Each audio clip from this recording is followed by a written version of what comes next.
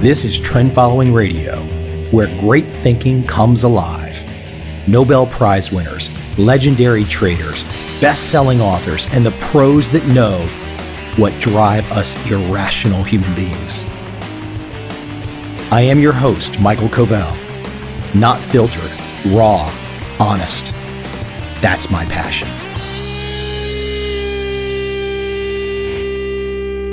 Today on the show, I have Mike Harris. Mike is the president of Campbell Company, the legendary systematic trading firm started by Keith Campbell. Keith, who was featured in my first book, Trend Following. Campbell Company today has over $3 billion under management. Mike brings the systematic wisdom. Listen up. I hope you enjoy.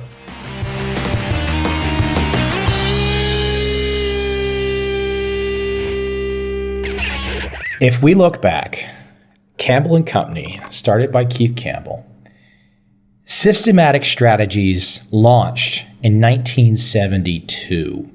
Is there any public fund manager that goes back that far? Our research has shown that we've got the longest track record of a public commodity pool going back, but it's certainly debatable. There's a couple of people that came out in the early 70s, and so we just like to tell people that we were certainly one of the first. Oh, there's no doubt about that. The others, there could be one or two others, but you guys were a small handful, to say the least. Let me take you back, though, even though you weren't there at the time, the thinking. Because to put forward as an investment strategy in the early 1970s, a systematic strategy not based on fundamental information. I know today you have other strategies along with your trend following component, but back then when things were first launched, to go with a systematic strategy, this was a terribly different offering, wasn't it? Yeah, I mean, I think at our core, Keith Campbell was out working in the financial markets business in California, and he was a student of the charts. He loved technical analysis, and back then, without computers, everything was being done by hand with a piece of graph paper and a ruler, and partnered up with some very savvy folks who were kind of some of the early adopters of technology and computers, and got access to a mainframe, and through a partnership was able to kind of launch his strategies in a technical format. So we certainly were one of the first in that space, and I think it's interesting because we look today and everything you read in the media is around alternative investments, particularly surrounding education. And we've been educating investors on the benefits of managed futures for 42 years. We've always had a large kind of private wealth portion of our business, and in particular, those investors, we've had to do quite a bit of education. So it's not something that's new to us. Let's jump right into that since you bring it up. Let's jump into education, and we'll kind of circle back and dive into some other topics in more detail. But from your perspective, a systematic manager employing trend following strategies, you have non-trend following strategies, these days cash equities, so a selection of strategies. How do you go about that education with clients? Because look, most people in the investing world, they know buy and hold, they know mutual funds, they know maybe Warren Buffett, but Campbell and Company, and of course in my world too, it's coming from a very different vantage. So how do you bring people first into that education that you speak of? Well, I think you start with really probably the main reason that people would add a strategy like this into the portfolio, which is for the diversification. Certainly there's been quite a bit published and talked about in regards to the low correlation of alternative investments, particularly managed futures to traditional assets. And so I think from an education standpoint, the most important thing if people are going to take the time to learn about this is, why do I need this? Where does it belong in the portfolio, and what are the benefits? And so if you start with kind of that key tenet of that the low correlation of managed futures really helps to diversify the portfolio, particularly in periods of traditional market stress, I think you get people interested, right then and there. And then you start to go into, thinking about the different alpha sources. And you mentioned trend following, certainly one of the kind of oldest forms of CTA alpha. As you mentioned, we've diversified ourselves away from just momentum and trend following. But I think that's the first place that you start when you're talking to people about systematic strategies, because momentum it's intuitive, and it's very easy to show people the charts and show people how markets have tended to trend over different time horizons, going back, beyond our 40-year history, and how you can create a systematic rule-based strategy in order to be able to follow those trends in the marketplace. You brought up correlation, and I'm assuming Campbell is right there with most other in your peer group, which is the zero correlation to the S&P and the broader equity indices. You're absolutely right. And in fact, we're not only focused on our correlation to traditional assets, we're also focused on our correlation to some of the other managers in the space, because in order for us to win a place in a multiple, CTA or fund of funds portfolio, or even an investor that's choosing to diversify across many managers, we need to offer something that's unique and different. So we want to have a decent correlation to the industry, because that's the group that we're tracked against. But at the same time, we're adding these low correlated strategies to trend following to help diversify us away from our competitors. I know you do make regular appearances on some of the larger business shows, and often you don't get a chance to expand and really explain. And often it's limited time. It's great to get a message out and get the brand out, but it's hard to really explain. One of the things I'd like to dive into today is the idea of the types of markets that you trade. Because, we start talking about systematic and low correlation and momentum, but it's fascinating still to this day for me that a firm, and there's other peers out there, but that this collection of cohorts that have figured out a way to trade such diverse markets, from oil to cocoa, to cotton, to gold, to equities. Why don't you talk about that for a second? Because if there's ever a secret to some of the strategies, the secret is being able to trade all these diverse markets and not having in staff. I mean, you guys don't have anyone in staff, I don't think, that probably is up to speed with the Brazilian coffee market at any one point in time. So how you are able to trade coffee is, I don't want to say clever, but it's just ingenious. To me, for the traders that figured this out, it's just ingenious. Well, it goes back to a point that you mentioned earlier, which is that we're much more focused on the data in the systematic space than we are on the fundamentals. In order to be a fundamental or discretionary trader, to your point, you've got to be getting on a plane and flying around the world and meeting with, the producers, the folks that really know the supply and demand dynamics of that particular market. And then we all know from a human being standpoint, there are limitations to what we can do. There's only so many hours we can be awake in a day. So it limits the number of markets that you can trade. We believe, when we look at the data, that price action in particular is one of the most important pieces of data that you can watch, because almost all of the information that comes through in the fundamentals, is priced into a market and shows up in that price, and then can exhibit itself, whether it's, a momentum alpha strategy, carry based. There's a number of different forms of alpha that can follow kind of the price action across these markets. So for us, we're looking for markets that are traded on a regulated exchange, something that has a good amount of price action and historical data going back that we can feed into our models. And we're looking for something really that has tight spreads and, as I said, good liquidity, so that we can transact in those contracts. It's an interesting topic, because I think that there are a number of people in the space that are trying to, as we all are, further diversify portfolios by adding, many, esoteric markets. And, I think that we're on a little bit of the other end of the spectrum there, where we continue to believe that, there's a core group of about 80 markets in our portfolio across fixed income, equities, commodities, and currencies. And then we have significant diversity across those different asset classes and those different subsectors within the asset class. I mean, you can say commodities broadly speaking, but as you mentioned, you've got everything from soft commodities to livestock to precious metals and base metals, and then the energy markets, which have been in the headlines as of late. So there's a lot of diversity just within the commodity markets asset class themselves.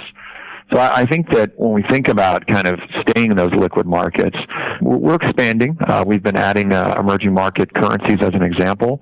Though we haven't added NDFs, we're certainly waiting, like many other managers, on some regulatory clarity before we wade into that space.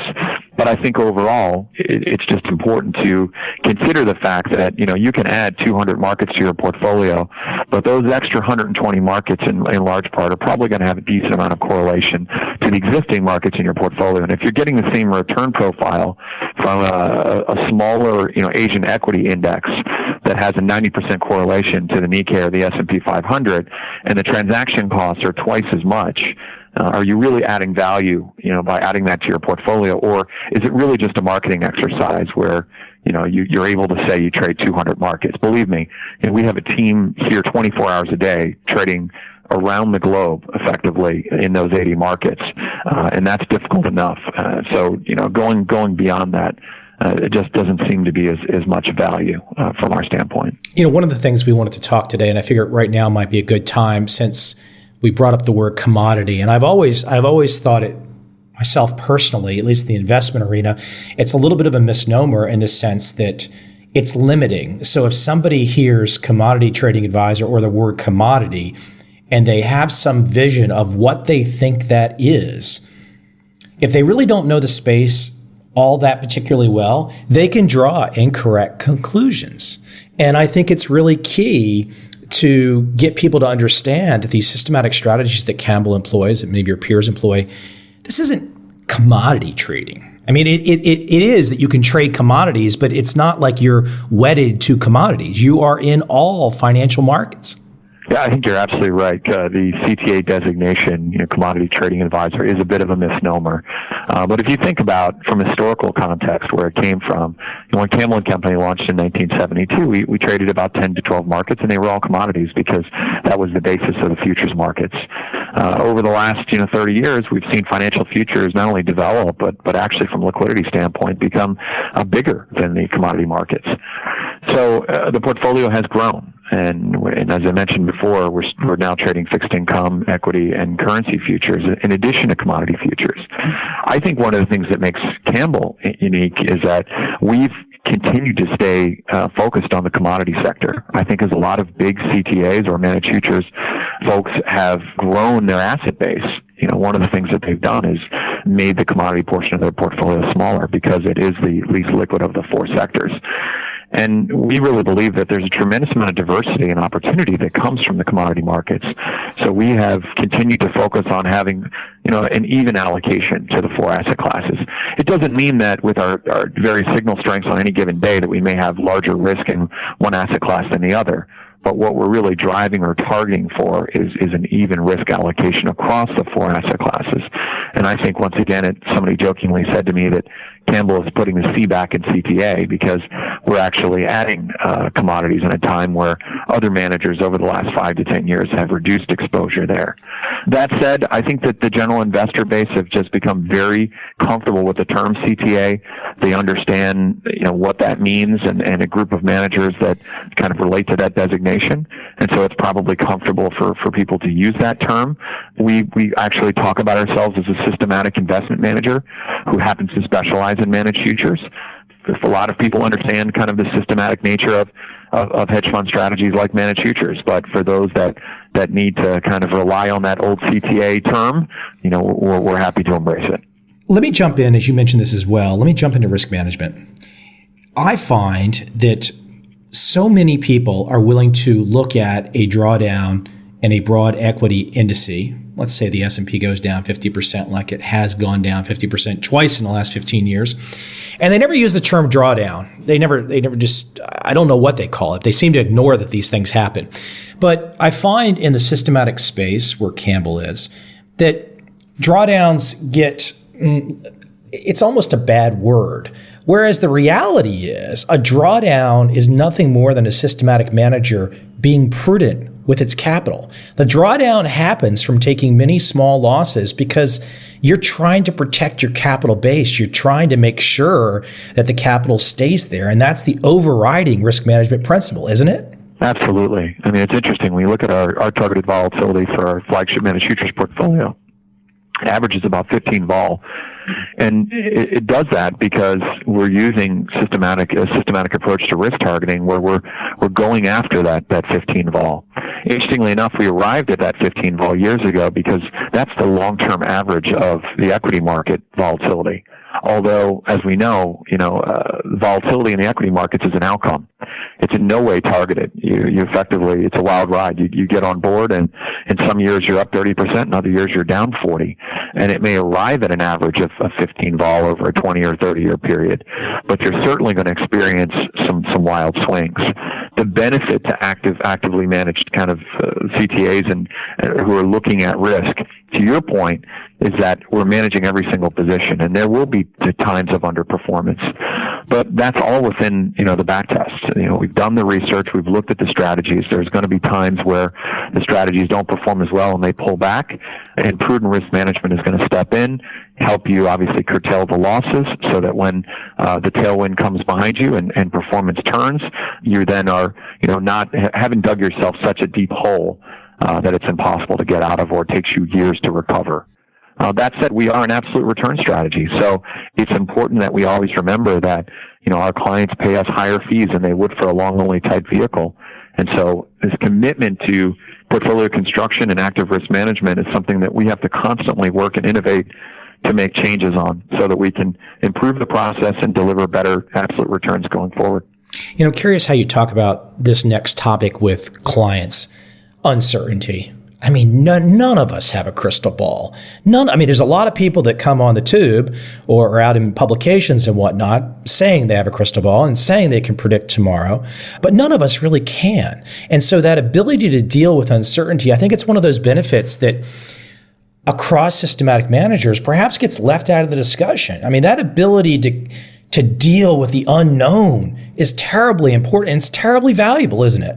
Absolutely. I think in large part it goes back to the reason that you should have a systematic manager in your portfolio.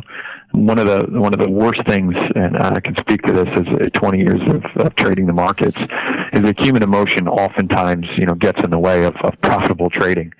And the beauty of systematic strategies is that it follows a rule-based approach, and many times keeps you in the trade when human emotions might have gotten you out. And there are other times where it says, to your point from earlier, that it's time to get out. And even though you may have conviction from a fundamental standpoint in the trade, you've reached a threshold where the model simply says it's time to exit the trade. And I think that the diversity that having a systematic manager in the portfolio brings is substantial, because many times we see systematic strategies making very different decisions than what would drive a human trader to make those deals. And so the diversity that you get from having both fundamental discretionary managers as well as systematic managers in the portfolio is substantial.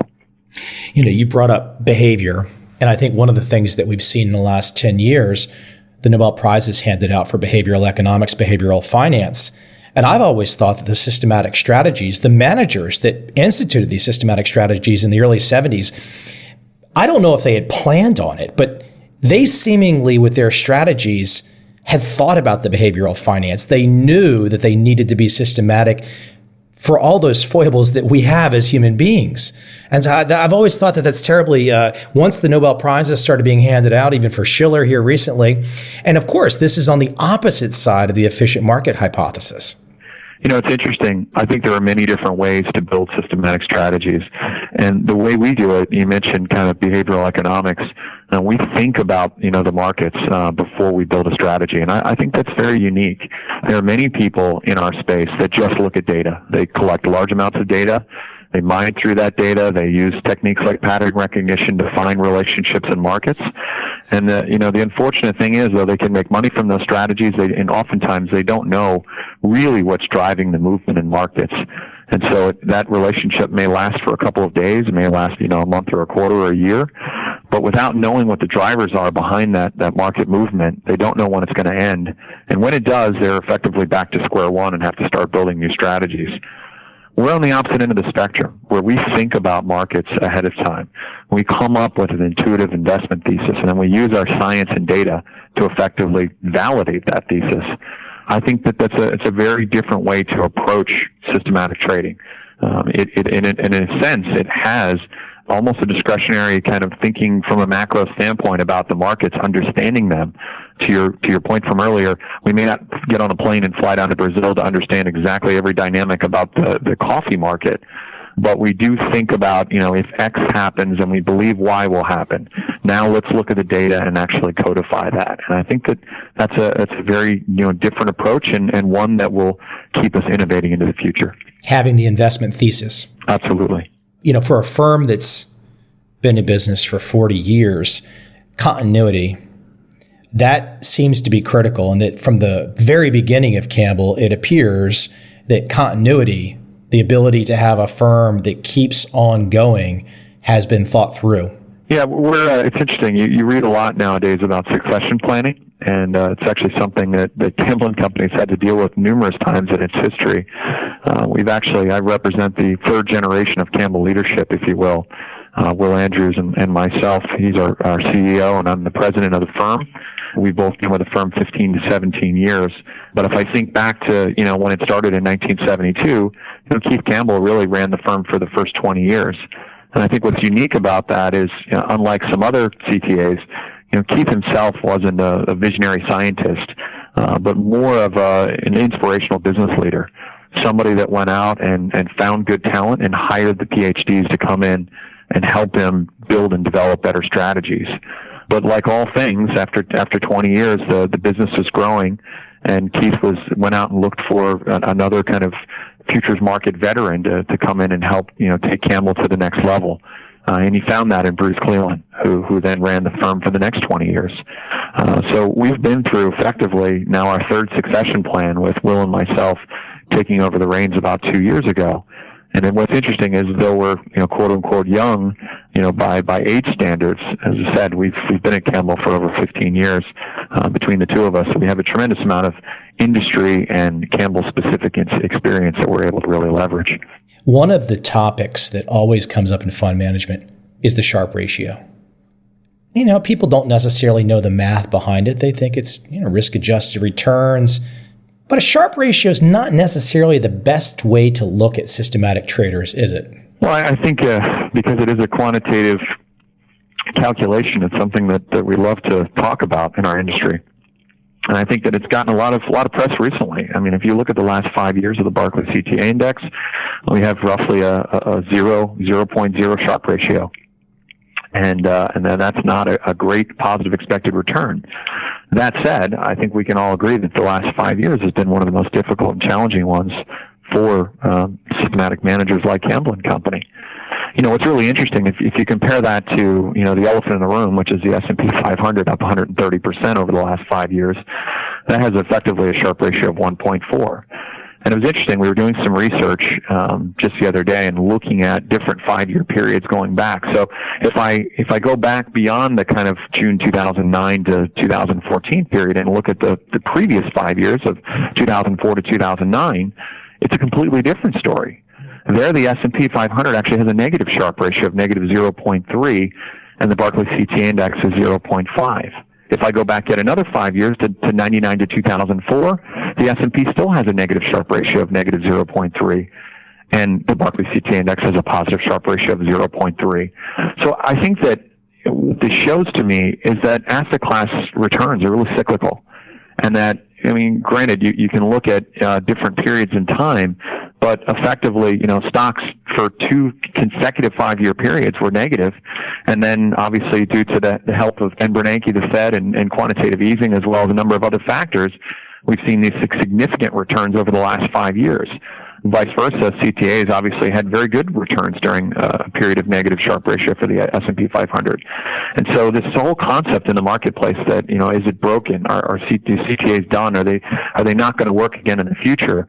We have the benefit of 42 years of history to know that markets go through cycles and regimes.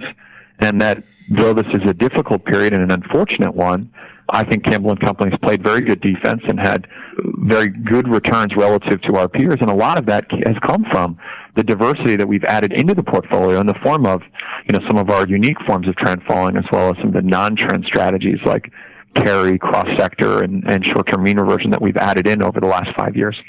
Well, if you go back to classic trading precepts, cut your losses and let your profits run. Being defensive is central to being a great absolute return trader. Well, and I think that if we take a second to look at the outlook, going forward for the industry, I think there's a lot on the horizon to really be positive about. I mean, if you think about, the number one thing when I talk to investors that they're concerned about, it's actually not an equity market correction. It's the fixed income markets. It's yields going higher. And we released a white paper last year that focused on, doing a bit of research just on the interest rate markets and, how do CTAs perform during periods of rising interest rate environments. And what we found was, CTAs can be just as profitable in periods of rising interest rates than they can in falling. Our ability, obviously, to not be biased to the long end in any of the asset classes, particularly bonds, enables us to be short and show profits when yields go higher. An interesting side note that we also came across when we did that research is that in many of those periods where interest rates, go higher, and in some cases, we all know that as investors kind of all 100 elephants run through the same door, it can be an aggressive spike in yield. Many times that ends up leading to an equity market correction. And we all know, that CTAs can be short the equity markets and profit during some of those difficult times. So I think that's an interesting thing to consider as the Fed starts to talk about, continuing to taper and higher interest rates sometime in the future. Another thing I'll mention just is in regards to, one of the other asset classes is, commodities. We talked about this before. And I think that what's really interesting is, between 2001 and 2008, everybody and their brother jumped up and down about the emerging markets and said, you got to be long commodities. And so many investors have commodities in the portfolio, but it's a long-only approach. It's an ETF or an index, and they only make money when commodities go higher. And that's always been perplexing to me because commodities, to me, are a great opportunity for actively managed long and short positions. And if I look at, some of our performance last year behind, being long equities, our second best performing asset class was commodities, and a lot of that profitability came from our short positions in the metals markets and the grain markets. I heard somebody in the industry recently say, why would you buy a car that can only go forward? I feel it the same way with people that just buy long-only vehicles for commodities.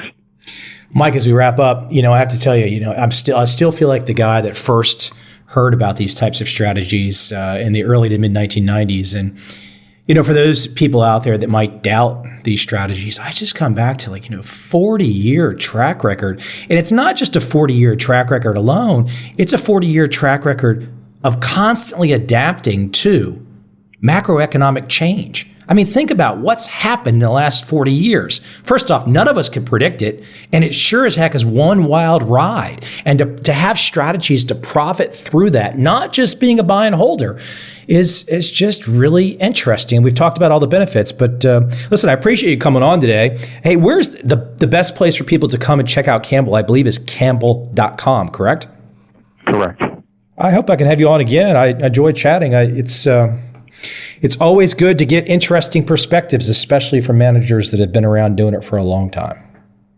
Well, we really appreciate your support. You've certainly been a proponent of the industry for a number of years, particularly with mutual funds coming into this space. We launched a 40 Act vehicle last year in partnership with Equinox, and it's had significant asset growth. And I think it just goes to show that there's a whole nother group of investors out there that have never had access to systematic managed futures and CTAs, and they're just starting to get a taste for it. And I think that right now certainly traditional assets continue to be the driving focus because of their returns. But when we see them falter, I think the media will turn and focus their attention back on the diversification that alternative investments bring, and this new access point of allowing investors to get into managed futures via 40 Act funds. Will create yet another wave of growth for the industry. Not everybody gets out the top of an equity bull. I think everybody likes to imagine that everybody will get out at the top, but it doesn't work that way. Absolutely.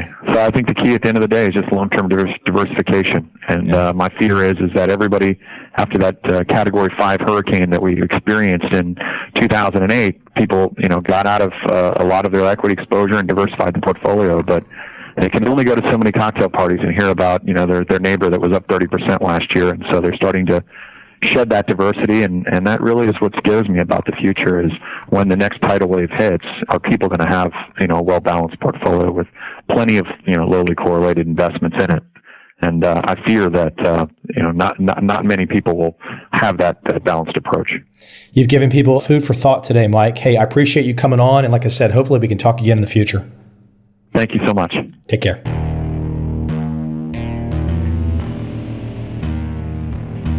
I see a time when those awake will understand how to make money in up, down, and surprise markets. Whether new trader or experienced, college student or financial advisor, protecting against a crash or just trying to make a lot of money, trend following offers everyone an answer in uncertain times. To get started immediately, send me an email, michael@covel.com. I will send you the right trend following steps to take along with my free video.